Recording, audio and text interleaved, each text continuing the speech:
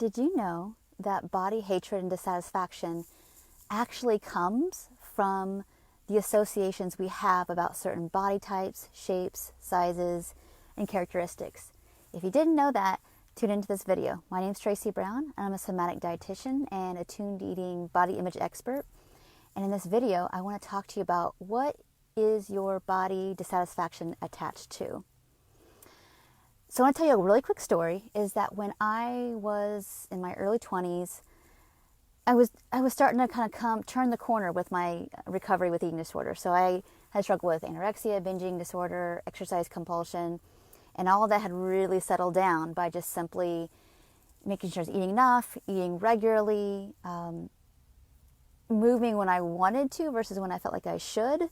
And all of those things were amazing to help me make progress. But I was still really struggling with this whole idea of like, if I hit XYZ number, then all the badness would happen.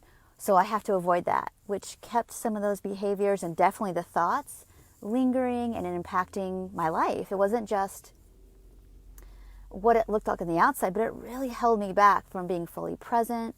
And anytime I would get upset or frustrated or even, kind of uncomfortable, it would kick up those old thoughts. And maybe I wouldn't act on them like I used to, but it would still kick them up, and it would be like, why am I not done with this already? And so one day, I think I was having a particularly rough week. And I know it was because transition and a new job and things like that. And I kind of saw myself falling back in this pattern of like kind of under eating the first half of the day. And then by the end of the night, I'm eating half a pan of whatever I made, whether it was brownies,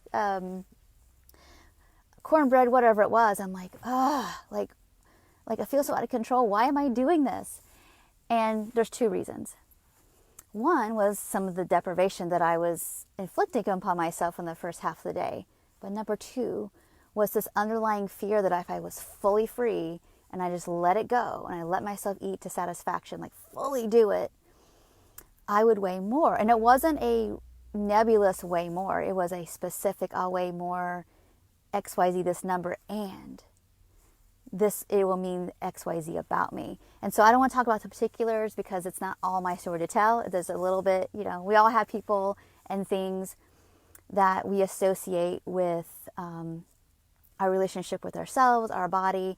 And so I don't want to give all the particulars of my own story. I will be happy to tell you that privately if you'd like to connect with me. But the issue was that I felt like XYZ number that I was afraid of, so I wanted to avoid, would mean that I would be unhappy, depressed, nobody would like me, those kind of things. And I started really, when I was in that moment of like, I'd already eaten as much as I possibly could hold, sitting on the kitchen floor, like, okay, so it's obvious that if I continue to do what I'm doing with my food in the first half of the day, this will continue to happen. So if I spread out this food along my day, it essentially would be like normal eating. What prevents me from doing that? And what I noticed is that what I was afraid of is I would get to that number, and that would mean that I would be like that person, and I wanted to avoid that with my life. And it like, the association is if I eat normally, then I might weigh that, and then all these bad things might happen to me. And I had to recognize, wait a minute, I'm not in that situation. I'm not that person. And if I eat normally and I weigh that much, that's okay, because I have this happening in my life, and these are all good things, and it won't make me a different person. And I recognize, and I have a lot of tools and skills if that were to happen, and resources to not have those personality characteristics happen, to not have those mood things happen. So even if I weighed that much, I have the skills and the resources in terms of reaching out for what I need for me not to be that way. And when I started to really do the then what, I recognized I could stop hating the body I had. If my body was bigger, I didn't have to hate that body either, because it didn't mean all those dire things that I had so long ago associated with it.